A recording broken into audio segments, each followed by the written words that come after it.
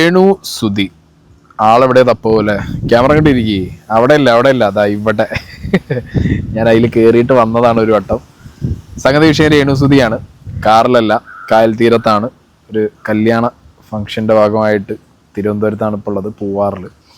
അപ്പം ഞാൻ നോക്കുമ്പോൾ തുരുതുരാ മെസ്സേജ്, ചേട്ടാ രേണു സുധിയുടെ തലയിൽ പെയിൻ, രേണു സുധിയുടെ തലയിൽ പെയിൻ. ഞാൻ ചോദിച്ചു രേണു സുധിയുടെ തലയിൽ പെയിൻ ഇപ്പം എന്ത് സീന്? ബിഗ് ബോസ് ആണ്. ഹൈജീൻ ഇഷ്യൂ വളരെ വളരെ വളരെ സീനാണ് അവിടെ. അതൊരു കോണ്ടന്റ് ആക്കാനാണ് ബാക്കി എല്ലാ കണ്ടസ്റ്റൻസും ശ്രമിക്കുക. ഇപ്പം നമുക്കൊരു ഹൈജീൻ എന്തെങ്കിലും ഒരു സീൻ നമ്മൾ ഉണ്ടാക്കിയെന്നുണ്ടെങ്കിൽ അത് കോണ്ടന്റ് ആവും.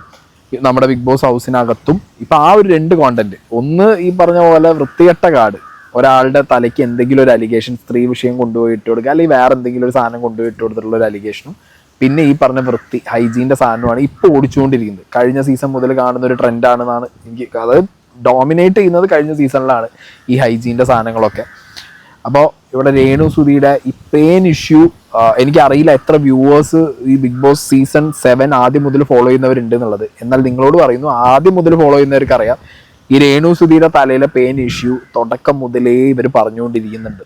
ഓക്കെ, ഇന്ന് അനുമോൾ അത് കൃത്യമായിട്ട് ബിഗ് ബോസ് ഇടയിൽ വേറെ ലെവൽ ഇട്ട് കൊടുക്കലാണ് രാവിലത്തെ മോർണിംഗ് ടാസ്കിൽ ഇട്ട് കൊടുത്തത്. മോർണിംഗിൽ ഈ വന്നിട്ട് ഹൈജീൻ കീപ്പ് ചെയ്യുന്നവരും കീപ്പ് ചെയ്യാത്തവരും എന്നുള്ള ഒരു ഡിസ്ക്രിമിനേഷൻ്റെ സാധനം ഇട്ട് കൊടുത്തിട്ട് അതിൻ്റെ ഉള്ളിൽ നിന്ന് കാര്യം പറയിപ്പിച്ചു അനുമോൾ വളരെ കൃത്യമായിട്ട്. സംഗതി ഞാൻ അനുമോളെ പല വിഷയങ്ങളിലും എന്ത് പറയാറുണ്ട്, എതിർക്കാറുണ്ട്.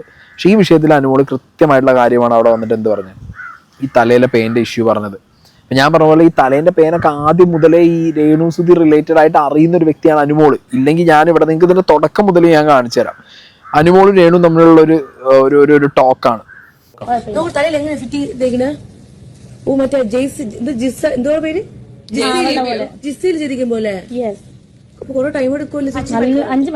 ജിസേൽ ചെയ്ത പോലെ തലയിൽ ഹെയർ എക്സ്റ്റൻഷൻ ചെയ്തിട്ടുണ്ട്, അതിൽ 5 മണിക്കൂർ എടുത്തു എന്നൊക്കെ പറഞ്ഞിട്ട് ഇതിന്റെ മെയിൻ്റനൻസ് ഇപ്പൊ ഞാൻ ചെയ്യുന്നില്ല എന്നൊക്കെ പറഞ്ഞുള്ള ഒരു ടോക്ക്. ഓക്കെ, കാഷ്വൽ ടോക്ക് പോലത്തെ ഒരു ടോക്ക് അവിടെ ആരൊക്കെ തമ്മിലുണ്ട്, നമ്മളെ അനുമോളും ഈ പറഞ്ഞ രേണു സുധിയും തമ്മിലുണ്ട്. പിന്നെ ഇതിൻ്റെ ഒരു എക്സ്റ്റെൻഡഡ് സാധനം ലൈവിൽ പല സ്ഥലങ്ങളിലായിട്ട് കണ്ടിട്ടുണ്ട്. കാരണം രേണു സുധി ഇങ്ങനെ തലയൊറിഞ്ഞിരിക്കുന്നതും പല പ്രാവശ്യമായിട്ട് അനു പോയിട്ട് സംസാരിക്കുന്നതും ഞാൻ കണ്ടിട്ടുണ്ട്. അതിൻ്റെ ക്ലിപ്പ് ആരുടെയും കഴിഞ്ഞിട്ടോ എന്ന് എനിക്കറിയാം. പക്ഷേ ഞാനത് അത്ര കാര്യമാക്കില്ല, കാരണം റെലവൻറ്റ് കണ്ടന്റ് ആയിട്ട് ഇത് വരുമോ ഇല്ല നമുക്ക് അറിയില്ലല്ലോ. അപ്പം എന്താണെങ്കിലും ഈ ഒരു സാധനം കൃത്യമായിട്ട് അറിയുന്ന ഒരാളാണ്. അതായത് രേണു സുധി തല ചൊറിയുന്നത്, തലയിൽ പ്രശ്നമുണ്ട് എന്നുള്ളത് കൃത്യമായിട്ട് അറിയുന്ന ഒരു വ്യക്തിയാണ് നമ്മളുടെ അനുമോൾ. അനുമോൾ അത് വളരെ പിൻ പോയിന്റഡ് ആയിട്ട് എന്ത് ചെയ്തു, ഈ സാധനം അവിടെ മോർണിംഗ് തന്നെ ഇട്ട് കൊടുത്തു. പിന്നെ ഇത് രേണു സുധി മാത്രമല്ല, കഴിഞ്ഞ ദിവസം ലൈവിൽ കണ്ടതാണ് നമ്മളെ കലാഭവൻ സരിക, അവരിരുന്നിട്ട് രേണുവിനെ മിമിക് ചെയ്യുന്നുണ്ട്.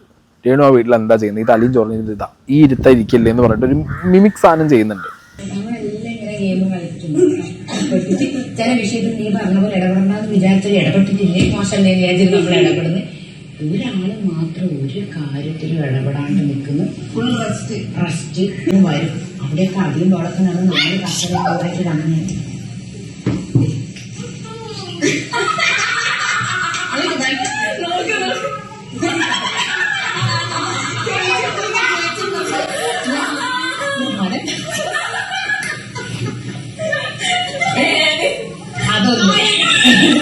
ഇവർ കൂട്ടം കൂടി നിന്നിട്ട് എല്ലാവരും കൂടി ചിരിക്കുകയാണ് ഈ പറഞ്ഞ രേണു സുധീൻ്റെ തല ചൊറിയുന്നതും പിന്നെ ഈ കാണിക്കലൊക്കെ കാണിച്ചിട്ടുള്ള ചിരിയും കാര്യം. അപ്പം എല്ലാവർക്കും ഇത് ഈ വിഷയത്തിൽ എന്തുണ്ട്, ഇത് അവെയറാണ്. ഓക്കെ, രേണു സുധിക്ക് ഇങ്ങനെ തല ചൊറിയുന്നുണ്ട്, അപ്പം പേനാണ് വിഷയമാണ്, അങ്ങനെയാണ് ഇങ്ങനെ എന്നുള്ള എല്ലാ കാര്യങ്ങളും അവർക്ക് അറിയാം.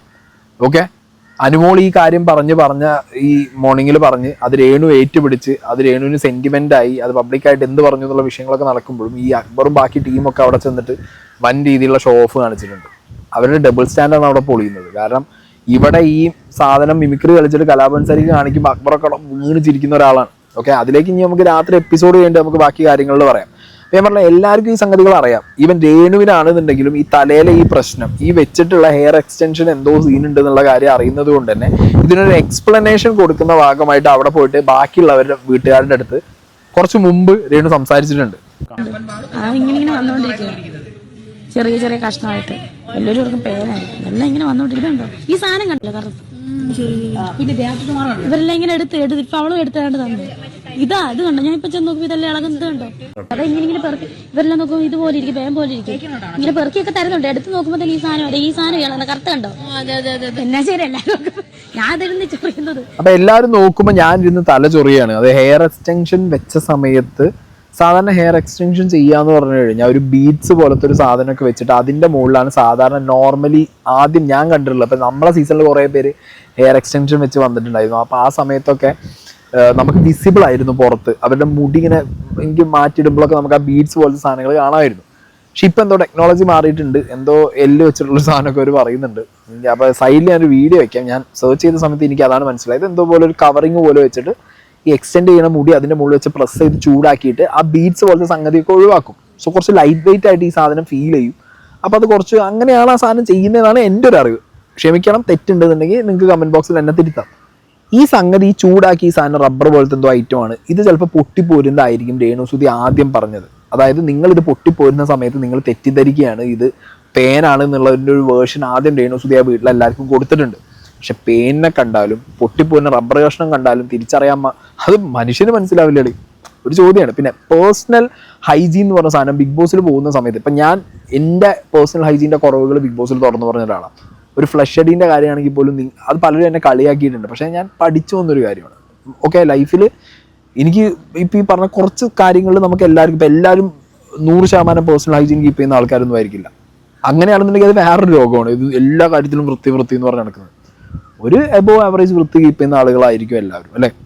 അപ്പം അതിൽ നമുക്ക് എവിടെയെങ്കിലുമൊക്കെ ഒരു കാര്യത്തിൽ പോരായ്മ ഉണ്ടെന്നുണ്ടെങ്കിൽ that's a good school Bigg Boss എന്ന് പറയുന്നത്. കാരണം നമ്മൾ ഒറ്റപ്പെട്ട ഒരു സ്ഥലത്താണ് നമ്മുടെ പേഴ്സണൽ ഹൈജീൻ നമുക്കത് റീവർക്ക് ചെയ്യാൻ പറ്റും, റൂട്ടീൻ കറക്റ്റ് ആക്കാൻ പറ്റും, ഇതൊക്കെ നമുക്ക് ചെയ്യാൻ പറ്റും. പിന്നെ ബിഗ് ബോസ് ഷോയിലേക്ക് പോകുന്നതിന് മുമ്പ് നമ്മൾ പ്രിപ്പയർ ചെയ്യണം. മനസ്സിലായി? എങ്ങനെ വന്നാലും ബിഗ് ബോസ് ഒരു കുറച്ച് സമയം തരും. തലേ ദിവസം വിളിക്കുന്നതൊക്കെ റെയർ ഓഫ് ദ റെയറസ്റ്റ് കേസുകളാണ്. രേണുസുതിയുടെ കേസിലൊക്കെ നമുക്കറിയാം എത്ര ദിവസം മുമ്പ് രേണുസുതിക്ക് കോൾ വന്നിട്ടുണ്ട്. അറ്റ്ലീസ്റ്റ് പ്രിപ്പയർ ആവാമല്ലോ. ഇപ്പം 10% കൺഫർമേഷൻ കിട്ടിയില്ല എന്നുണ്ടെങ്കിൽ നമുക്ക് പ്രിപ്പയർ ആവാന്നുള്ളൊരു ഗ്യാപ്പ് ഉണ്ട്. അപ്പം ബിഗ് ബോസിലേക്ക് പോകാനുള്ള ഒരു തത്രപ്പാടിൽ അല്ലെങ്കിൽ അതിൻ്റെ ഒരു മുന്നോടിയായിട്ടാണ് ഹെയർ എക്സ്റ്റൻഷനും അല്ലെങ്കിൽ ബാക്കി കാര്യങ്ങളും ഫേസിൽ കുറേ മാറ്റമൊക്കെ അവരവരുടെ പേഴ്സണൽ എന്താ പറയുക ആ ഒരു സംഗതികളൊക്കെ ചെയ്തു വെച്ചത്, കോസ്മെറ്റിക് സാധനങ്ങളൊക്കെ അവർ ചെയ്തത്. അത് ചെയ്യുമ്പോൾ അത് ടേക്ക് കെയർ ചെയ്യുക എന്നുള്ളത് ബേസിക് മിനിമം നമ്മുടെ കടമയാണ്. മിനിമം അല്ല, നമ്മുടെ മാത്രം കടമയാണ്. അത് മിനിമം രീതിയിലെങ്കിലും ചെയ്യണം. ചെയ്തില്ല എന്നുണ്ടെങ്കിൽ പണി വാളും. ഓക്കെ, അപ്പം ഇത് ഈ വീട്ടിൽ ഇങ്ങനെ ഓൾറെഡി എന്ത് ചെയ്തിട്ടുണ്ട്, ഇങ്ങനത്തെ കാര്യങ്ങൾ പറഞ്ഞിട്ടുമുണ്ട് രേണുസുതി. അതായത് തലേന്ന് പൊട്ടിപ്പോരുന്ന കേസ് അങ്ങനെ അനുമോള് വന്ന് രാവിലെ ഇത് പറഞ്ഞതോട് കൂടിയിട്ട് ഈ വിഷയങ്ങളെക്കുറിച്ച്, അതായത് ഇങ്ങനെ ഈ തലയിൽ ഈ വരുന്ന സാധനങ്ങൾ വിഷയമാണ്, സീനാണെന്ന് പറഞ്ഞതോട് കൂടിയിട്ട് രേണുസുതി എന്തായി, അത് പബ്ലിക്കായിട്ട് പറഞ്ഞു എന്നുള്ളൊരു സംഗതിയിലേക്ക് കൊണ്ടുചെന്നെത്തി കാര്യങ്ങൾ. എനിക്കറിയില്ല, എന്നാലും പറയാം. പല ഭാഗങ്ങളിലായിട്ട് ചേച്ചി തല നന്നായിട്ട് ചൊറിയുന്നത് ഞാൻ കണ്ടിട്ടുണ്ട്. അതുപോലെ കുഞ്ഞു കുഞ്ഞു പെയിനുകളൊക്കെ വന്ന് എന്റെ ഇരിക്കുന്നത് കണ്ടിട്ടുണ്ട്. അപ്പോ കുളിക്കുന്നില്ല എന്നും എനിക്ക് മനസ്സിലായിട്ടുണ്ട്. എനിക്ക് തോന്നുന്നു ചേച്ചി എക്സ്റ്റൻഷൻ വെച്ചിരിക്കുന്നത് കൊണ്ടായിരിക്കും കുളിക്കാൻ പറ്റാത്തത്. അതെ, കുളിക്കുന്നില്ല, എനിക്കറിയില്ല. മുടി കഴുകുന്നില്ല, മേല് കഴുകുന്നുണ്ടാവും, പക്ഷെ തല കഴുകുന്നില്ല. പക്ഷെ അത് തല കഴുകാത്തത് കൊണ്ടാണ് ചേച്ചിയുടെ തലയിലുള്ള കുഞ്ഞു കുഞ്ഞു പേനുകൾ വന്ന് ഇവിടെയൊക്കെ ഞാൻ പലപ്പോഴും അതെടുത്ത് ഞാൻ കളയാൻ ശ്രമിച്ചിട്ടുണ്ട്. അപ്പൊ എനിക്കത് അങ്ങനെ തോന്നിയിട്ടുണ്ട്. ഞാൻ ശ്രദ്ധിക്കുന്ന കാര്യം. പിന്നെ കൃത്യമായിട്ടാണ് അനുമോള് പറഞ്ഞത്, ഈ കുഞ്ഞു കുഞ്ഞു പേനുകൾ വന്നിരിക്കാറുണ്ട്, ഞാനതെടുത്ത് കളയാറുണ്ട് എന്നുള്ളത്. ഇപ്പം ഞാൻ പറയാലോ, ഞാൻ വൃത്തിയുടെ കാര്യത്തിലൊക്കെ എന്താ പറയുക, ഒരു ആവറേജ് സാധനം ഓക്കെ, എനിക്ക് അങ്ങനെ അഡ്ജസ്റ്റ് ചെയ്ത് പോവാം. അങ്ങനെ എക്സ്ട്രീം വൃത്തിയുടെ ലെവലൊന്നും വേണമെന്ന് ഞാൻ അവകാശപ്പെടുന്നില്ലെങ്കിലും ഒരു മനുഷ്യന് ആവശ്യമുള്ള വൃത്തിയൊക്കെ കൂടുതൽ കീപ്പ് ചെയ്യണമെന്ന് ആഗ്രഹിക്കുന്ന ഒരാളാണ്. എൻ്റെ അടുത്താണ് ഇങ്ങനെ വന്ന് പേനൊക്കെ കണ്ടു കഴിഞ്ഞാൽ എനിക്കൊരു യക്ക് ഫീലിംഗ് വരും. ടു ബി ഹോണസ്റ്റ് പറയാം, നമുക്ക് അത് വരും. മനുഷ്യനാണ് ഞാൻ, എൻ്റെ ഒരു ഫീലിംഗ് ആണ് ഞാൻ പറഞ്ഞത്. എത്ര പേർക്ക് അങ്ങനെ കണ്ടാൽ തോന്നില്ല എനിക്കറിയില്ല. അനുമോൾ പറഞ്ഞൊരു കാര്യം നിങ്ങൾ ശ്രദ്ധിക്കണം, അനുമോൾ അത് എടുത്ത് കളയാറുണ്ട് എന്നാണ് പറഞ്ഞത് അനുമോൾ. അപ്പം അനുമോൾ അതുവരെ ചെയ്തിട്ടുണ്ട്, രേണുസുതിക്കും അത് അറിയാം. ഓക്കെ, അപ്പം ഇങ്ങനെ ഒരു ടാസ്ക് വരുമ്പോൾ ഇത് ബിഗ് ബോസ് ആണ്, പബ്ലിക്കായിട്ട് പറയാൻ പാടില്ലെന്ന് ബിഗ് ബോസിനകത്ത് ഇരുന്ന് ഒരിക്കലും പറയാൻ പറ്റില്ല. കാരണം നമ്മളവിടെ എല്ലാം പറയുന്നത് പബ്ലിക്കാണ് പോകുന്നത്, പബ്ലിക് ഓഡിറ്റ് ആണ് നടക്കുന്നത്. അൾട്രാ പ്രോമാക്സ് പബ്ലിക് ഓഡിറ്റ് ആണ് ബിഗ് ബോസ് എന്ന് പറഞ്ഞ ഷോ. അപ്പൊ ബേസിക്കലി ബിഗ് ബോസ് ഷോനെ കുറിച്ച് ഒന്നും അറിയാതെ കയറി പോകുന്ന കണ്ടസ്റ്റന്റ് ആണോ രേണുസുതി എന്ന് എനിക്ക് അറിയാൻ പാടില്ല. എന്താണ് ഇത് നമ്മുടെ അനുമോള് പറഞ്ഞതിന് ശേഷം അപ്പുറത്ത് പോയിരുന്നിട്ട് അനുമോളോട് ആദ്യം പറയുന്നത്, ഈ പബ്ലിക്കായിട്ട് ഇത് പറഞ്ഞുകൊണ്ട് എങ്ങനെ അവിടെ എന്താണ് നിങ്ങൾക്ക് പ്രൈവറ്റ് ആയിട്ടുള്ളത്, എന്താണ് പ്രൈവസി ഇല്ല, മൈക്കൂരി മാറ്റി സംസാരിക്കാൻ പറ്റുന്ന കുറച്ച് സ്പോട്ടുകളേ ഉള്ളൂ. ഒന്ന് ബാറ്ററി മാറ്റാൻ വേണ്ടിയിട്ട്, ബാറ്ററി നമ്മളെ റൂമിൽ കയറുന്ന സമയത്ത് ചിലപ്പോൾ ബാറ്ററി വരുമ്പോൾ നമുക്ക് പരസ്പരം പേഴ്സണലി സംസാരിക്കാം. എന്നാലും അവിടെ തൂക്കിയിട്ട് ഞാട്ടിയിട്ടൊക്കെ മറ്റേ മൈക്കുകൾ കാണും, അതിനകത്ത് ചിലപ്പോൾ കുടുങ്ങാം. ഇല്ലെങ്കിൽ പിന്നെ ടോയ്ലറ്റ് കയറണം, ടോയ്ലറ്റിൽ 1-2 ആൾ കയറുമ്പോൾ തന്നെ ബിഗ് ബോസ് വിളിച്ചു പറയും, എന്തിനാണ് ഒരു ടോയ്ലറ്റ് 2 ആൾ കയറി എന്നുള്ളത് ചോദിക്കും. പിന്നെ ആകെ വഴി എന്ന് പറഞ്ഞാൽ ടോയ്ലറ്റ് ക്ലീൻ ആക്കാൻ കയറുന്ന സമയത്ത് നമ്മൾ മൈക്ക് എടുത്ത് നനയായിരിക്കാൻ കയറ്റി വെക്കും. അപ്പം പാട്ടിൻ്റെ ഇടയിൽ കൂടി അല്ലെങ്കിൽ വേറെ എന്തെങ്കിലുമൊക്കെ സെറ്റപ്പിൽ രാത്രിയൊക്കെ ആണെങ്കിൽ ബിഗ് ബോസ് ഉറങ്ങി എന്നുള്ള ഗ്യാപ്പിലൊക്കെ നമുക്ക് ഉറങ്ങൊന്നുമില്ല, എന്നാലും നമ്മൾ വിചാരിച്ചിട്ട് നമ്മൾ ചിലപ്പോൾ 1-2 കാര്യങ്ങൾ പറയും. അല്ലെങ്കിൽ ബിഗ് ബോസിന്റെ മൈക്കിന്റെ ആൻറ്റിനെ ഒന്നിനും ചരിച്ച് വെച്ചിട്ട് അപ്പം പറയുന്നില്ല, അതിന്റെ മാത്രം ഹാക്ക്, അടുത്തോട്ടം പോകുന്നവർക്ക് ആ സാധനം ചിലപ്പോൾ കിട്ടും. അപ്പൊ അങ്ങനെയൊക്കെ നമുക്ക് പറയാൻ പറ്റുമോ? അന്ന് രേണുവിന് അങ്ങനെയൊന്നും ബുദ്ധിയൊന്നും ഇല്ല എന്നുള്ള കാര്യം എന്താണെങ്കിലും ഉറപ്പാണ്. അനുമോക്കും അങ്ങനെ ഒരു ബുദ്ധിയൊന്നുമില്ല. ഇതിങ്ങനെ പ്രൈവറ്റ് ആയിട്ട് പറഞ്ഞു കൊടുക്കാനുള്ള പരിപാടിയൊന്നും അവർക്കില്ല. ഓക്കെ, അപ്പോൾ ഒരു ടാസ്ക് കിട്ടി, ആ ടാസ്കിനകത്ത് ബിഗ് ബോസിന്റെ ആവശ്യം ഇതായിരുന്നു, പേഴ്സണൽ ഹൈജീൻ കീപ്പ് ചെയ്യാത്തവരെ പോയിന്റ് ഔട്ട് ചെയ്യുക. കൃത്യമായിട്ട് അനുമോൾ അവിടെ ടാസ്ക് ചെയ്തിട്ടുള്ളത്. അതായത് ഇനിയിപ്പോൾ അനുമോളുടെ, ഞാൻ പറഞ്ഞല്ലോ, അതിന് അനുമോളുടെ നെഞ്ഞത്ത് കയറിയിട്ട് ഇനി ഒരു കാര്യവും കഥയില്ല. പിന്നെ അത് മാത്രമല്ല, കഴിഞ്ഞ ബിഗ് ബോസ് സീസണൊക്കെ അറ്റ്ലീസ്റ്റ് കുറച്ചെങ്കിലും കാണേണ്ട ഒരു മനുഷ്യനാണെന്നുണ്ടെങ്കിൽ, കഴിഞ്ഞ സീസണിലൊക്കെ ഏറ്റവും വലിയ അടി ഉണ്ടായത് എന്തിനാ? പേഴ്സണൽ ഹൈജീൻ്റെ കാര്യത്തിലാണ്. പിന്നെ അനുമോള കേസിന് വേറെ കാര്യമുണ്ട്. അനുമോൾ അവിടെ ആണുങ്ങൾ പോയിട്ട് ടോയ്ലറ്റിൽ മൂത്രം വെച്ചിട്ട് ഫ്ലഷ് അടിക്കാതെ വരുന്നു, ആ ഒരു ഫ്ലാപ്പിന്റെ മുകളിൽ നിറച്ച് മൂത്രം നിൽക്കുന്നതിനൊക്കെ ഈ ഹൈജീനെ കുറിച്ച് അടി ഉണ്ടാക്കുന്ന ഒരാളാണ്. അതേ അനുമോള് മറ്റേ ഭക്ഷണം ഉണ്ടാക്കാൻ വേണ്ടി സ്ലാബിന്റെ മുകളിൽ കയറിയിരുന്ന സീനുണ്ട്, അത് രാത്രി വരാം. പക്ഷെ ഞാൻ പറയുന്നത് അനുമോൾ അങ്ങനെ ഇതിനെക്കുറിച്ച് പറയുന്ന ഒരാളായതുകൊണ്ട് അനുമോൾക്ക് ആ ടാസ്ക് കിട്ടി, അനുമോൾ അത് അവിടെ അടിച്ചു. ഓക്കെ, അപ്പൊ അതിൽ രേണുസുതിക്ക് പ്രത്യേകിച്ച് ഒന്നും കൗണ്ടർ ചെയ്ത് ഡിഫെൻഡ് ചെയ്യാൻ പറ്റില്ല എന്ന് രേണുസുതിക്ക് അറിയുന്നതുകൊണ്ട് തന്നെ രേണുസുതി സംഗതി മാറ്റി. രേണുസുതി നൈസായിട്ട് എന്ത് പറഞ്ഞ്, ഇനി ഒന്നും നോക്കിയിട്ട് കാര്യമില്ല, ഞാൻ പോവുകയാണ് ഇവിടുന്ന് എന്ന് പറഞ്ഞുള്ള അടുത്ത പരിപാടി ഇറക്കി തുടങ്ങി.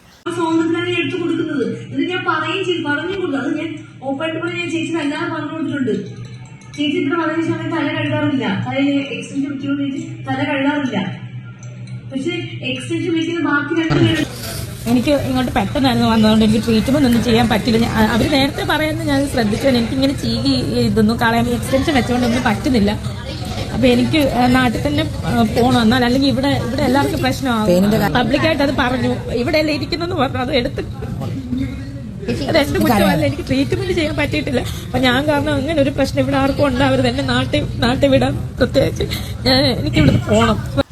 കേട്ടല്ലോ, ഇവിടെ ക്ലിയർ ആയിട്ട് അനുമോൾ പറയുന്നുണ്ട്, ഞാൻ ഇങ്ങനെ എല്ലാവരും കേൾക്കാതെ, വീട്ടിലുള്ളവർ കേൾക്കാതെ അല്ലാതെയും ഞാൻ പറഞ്ഞു കൊടുത്തിട്ടുണ്ട്. എന്നിട്ടും അപ്പുറത്തെ ക്യാമറയിൽ പോയിട്ട് എനിക്കിതൊന്നും ചെയ്യാൻ പറ്റിയില്ല, സമയം കിട്ടിയില്ല, ഞാനിവിടെ പോരുന്നതിന്റെ മുന്നെയാണ് ഇത് ചെയ്തത്, അങ്ങനെ ഇങ്ങനെ എന്നൊക്കെ പറഞ്ഞിട്ടുള്ള പല രീതിയിലുള്ള എക്സ്പ്ലനേഷൻസ് അവിടെ രേണുസുതി പോയി പറയുന്നുണ്ട്. രേണുസുതിക്ക് എനിക്ക് തോന്നുന്നു ഇപ്പം എങ്ങനെയെങ്കിലും പെട്ടെന്നൊന്ന് വീട്ടിൽ പോയാൽ മതി എന്നുള്ള രീതിക്കാണ് തോന്നുന്നു രേണുസുതി ഇങ്ങനെയൊക്കെ പറഞ്ഞുകൊണ്ടിരിക്കുന്നത്. കാരണം ഒന്നുകൊണ്ട് രണ്ടാമത്തേന് വീട്ടിൽ പോകണം എന്നാണ് പറയുന്നത്. ഇനി ഹെയർ എക്സ്റ്റൻഷൻ ചെയ്തു കൊടുത്ത ആ ഒരു കോസ്മെറ്റോളജിസ്റ്റ് ഉണ്ട്, അവർ പറയുന്ന 2 വാക്കുണ്ട്. ഒരു മുടി അവർ കോംബ് ചെയ്യുന്ന ഞങ്ങൾ കണ്ടിട്ടില്ല, ജസ്റ്റ് നല്ല രീതിയിൽ ഡീറ്റാങ്കിൾ ചെയ്തായിട്ട് എനിക്ക് അറിയില്ല. അവര് മുടി കെട്ടി വെച്ച് ഞങ്ങൾ കണ്ടിട്ടില്ല. പിന്നെ മാത്രമല്ല എപ്പോഴും ഇങ്ങനെ സ്ക്രാച്ച് ചെയ്ത് നടക്കുന്നു.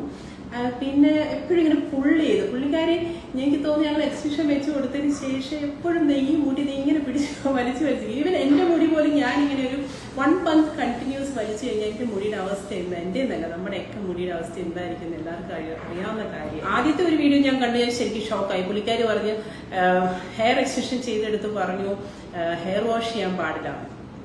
വളരെ റോങ് ആയിട്ടൊരു ഇൻഫർമേഷൻ ആണ്. അതായത് എക്സ്റ്റൻഷൻ വെച്ചാലും ഹെയർ ഡെയിലി വാഷ് ചെയ്യാൻ പറ്റുന്ന രീതിയിലുള്ള എക്സ്റ്റൻഷൻ ആണ് നമ്മൾ വെച്ചിരിക്കുന്നത്. അവർ വളരെ ക്ലിയർ ആയിട്ടുള്ള കാര്യമാണ് അവർ പറയുന്നത്. അവർ വെച്ചു കൊടുത്ത ഹെയർ എക്സ്റ്റൻഷൻ, ഇനി അവർ വെച്ചതിന്റെ ഹെയർ എക്സ്റ്റൻഷൻ ചെയ്ത സമയത്താണെങ്കിലും ഇതിങ്ങനെ വലിച്ച് നമ്മൾ എത്രയോ റീൽ വീഡിയോ കണ്ടിട്ടില്ല. രേണുസുതി ഇതുപോലെ വലിച്ച് ഈ സാധനം പിടിച്ച് പോകുന്നത്, പൊട്ടിപ്പോരാതിരിക്കുമോ? അവർ ചോദിക്കുന്നത് ഫെയർ അല്ലേ? പിന്നെ ഇത് ക്ലീൻ ചെയ്യുന്നുണ്ടോ, ഇതിന്റെ ക്ലീനിങ് പ്രോപ്പർ ആണോ, ഈ കാര്യങ്ങളെ കുറിച്ചൊന്നും ഒരു ഓഡിറ്റും ഇല്ല. രേണുസുതി തന്നെ ഈ കുറച്ച് മുമ്പുള്ള ഒരു റീലിൽ പറഞ്ഞിട്ടുണ്ട് കുളിക്കുന്നതിന്റെ ഒരു കാര്യം. തല കുളിക്കാൻ പറ്റില്ല, ആഴ്ചയിൽ ഒരിക്കലേ തല കുളിക്കത്തുള്ളൂ. ഇപ്പഴേ പറഞ്ഞപ്പോൾ ആഴ്ചയിൽ ഒരിക്കലേ രേണുസുതി തല കുളിക്കത്തുള്ളൂ.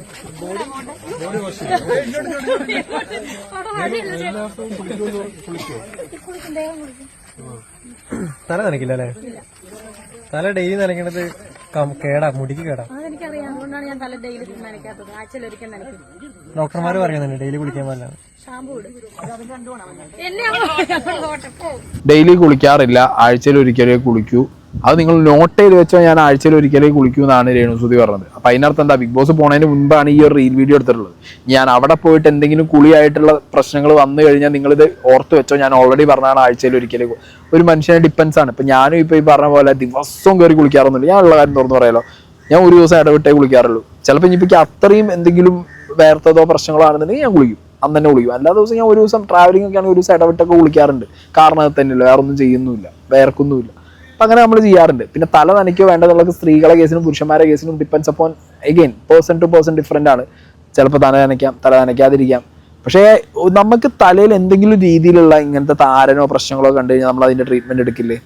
ഇനിയിപ്പോൾ ഇവർക്ക് ഒന്നുമല്ല, ഇവർക്ക് പേഴ്സണലി ഇവർക്ക് അതിൻ്റെ ടൈം കിട്ടിയില്ല, അവർക്ക് ചെയ്യാൻ പറ്റിയില്ല. ഇവർക്ക് ഈ പ്രശ്നങ്ങൾ ബിഗ് ബോസ് ഹൗസിനകത്ത് തുടങ്ങിയെന്ന് വിചാരിച്ചോ, ഈ ഗിസൈലിന്റെ കയ്യിൽ ഇതിന്റെ സാധനങ്ങൾ ഇരിക്കുന്നുണ്ടെന്ന്, ഇതിന്റെ കിടുതാപ്പും സാധനങ്ങളും. അതും രേണു സുധി തന്നെ പറയുന്നത് ഗിസൈലിന്റെ ഇതിന്റെ സാധനങ്ങൾ ഉണ്ടെന്ന്. അത് നന്നായിട്ട് കെയർ ചെയ്യുന്നോടി. നമ്മള് ഷാമ്പു ഉണ്ട്, അതിന്റെ ഒരു കട്ടി കുറഞ്ഞ ഷാമ്പു ഇടണം. ഷാമ്പു ഇട്ടിട്ട് രാത്രി നന്നായിട്ട് പിന്നെ ഇങ്ങനെ കെട്ടി വെക്കണം. ഭയങ്കര കെയറിങ് ചെയ്യേണ്ട സാധനമാണ്. കണ്ടില്ല അവരുടെ ഇതൊക്കെ ഉണ്ടെന്നു. അതാ മുഴുവൻ ഗിസൈൽ ഇതേപോലെ മുടി ഹെയർ എക്സ്റ്റെൻഡ് ചെയ്ത് വന്നാന്ന് തോന്നുന്നു. അവിടെ എല്ലാവരും അത് പറയുന്നുണ്ട്. അങ്ങനെയാണെങ്കിൽ രേണു സുധിക്ക് ഈ പറഞ്ഞ ഗിസൈൽ അത്ര മനുഷ്യപ്പറ്റില്ലാത്ത ഒരാളൊന്നുമല്ല. രേണു സുധിക്ക് പോയി ചോദിച്ചു കഴിഞ്ഞാൽ ഈ അവർ കൊണ്ടുവന്ന ട്രീറ്റ്മെന്റിന്റെ കാര്യങ്ങൾ എങ്ങനെയാണെന്നും പറഞ്ഞു കൊടുക്കും, അത് എങ്ങനെ ചെയ്യേണ്ടതെന്നും പറഞ്ഞു കൊടുക്കും. ഹെയർ എക്സ്റ്റൻഷൻ എവിടെ നിന്ന് ചെയ്താലും ട്രീറ്റ്മെന്റും അല്ലെങ്കിൽ ഈ സാധനങ്ങളും വ്യത്യാസം ഉണ്ടാവും. ചിലപ്പോൾ മൈനറായിട്ട് എന്തെങ്കിലും മാറ്റങ്ങൾ ഉണ്ടാവുള്ളൂ ടെക്നോളജിയിൽ. അല്ലാത്ത വിഷയം ഇതിന്റെ ആഫ്റ്റർ കെയർ എല്ലാം ഓൾമോസ്റ്റ് സെയിം ആയിരിക്കുമല്ലോ. അപ്പൊ അതൊന്ന് ചോദിക്കാനുള്ളൊരു മനസ്സെങ്കിലും കാണിക്കണ്ടേ, അതുപോലും കാണിക്കുന്നില്ല. പിന്നെ അനുമോള് വിളിച്ചു പറഞ്ഞാണ് ഇപ്പൊ പ്രശ്നം, പെയിനിന്റെ കേസ്. ബേസിക്കലി എനിക്ക് മനസ്സിലായ കാര്യം, രേണു സുധിക്ക് അവിടെ നിൽക്കണ്ട. പല വിഷയങ്ങളിലായിട്ട് രേണു സുധി പുഷ്പ ഫയർ എന്ന് പറഞ്ഞിട്ട് ഈ ഫയർ ഇങ്ങനെ ആക്കൽ മാത്രമേ ഉള്ളൂ. മനസ്സിലായോ? ലാസ്റ്റ് ഇങ്ങനെ ആക്കി ലാസ്റ്റ് ഇവിടെ എന്തെങ്കിലും ചെയ്തിട്ടുണ്ടെങ്കിൽ അത് ഊരിപ്പോരും. അതാ കുഞ്ഞ് നടക്കാൻ പോണത്. അപ്പോൾ അവർക്ക് ബേസിക്കലി വയ്യ. അവർ ഭയങ്കര ഫിസിക്കലി മെന്റലി ഡൗൺ ആണ്. അവർ വിചാരിച്ച പോലെയല്ല. അവർ വിചാരിച്ചത് പുറത്തുനിന്നുള്ള കുറേ ഫെയിം, പിന്നെ കുറച്ച് PR ഒക്കെ അവിടെ നിന്ന് ഇവിടുന്നൊക്കെ വരും. PR നന്നായിട്ട് ഉണ്ട് കേട്ടാ. അപ്പൊ ഇത് വിചാരിച്ചിട്ട് ഈ നിങ്ങൾ ഓർത്ത് വെച്ചോ, രേണുവിന്റെ PR മിണ്ടാതിരിക്കാൻ കാരണം എന്താ വെച്ചാൽ കറക്റ്റ് ഒരു സാധനം അടി വരാത്തോണ്ടാണ്. ഇല്ലെങ്കിൽ അനുമോക്കുള്ള അത്ര തന്നെ PR ആർക്കുണ്ട്, രേണു സുധിക്ക് ഉണ്ട്. ഓക്കെ, അത് പെയ്ഡ് PR എന്നൊന്നും ഞാൻ പറയില്ല, but there is a strong PR for Renu. Okay, അപ്പൊ അങ്ങനെയുള്ള സാഹചര്യത്തിൽ നല്ല കണ്ടന്റ് വരാത്തോണ്ടാണ് ആ PR ഉണ്ടായിരിക്കുന്നത്.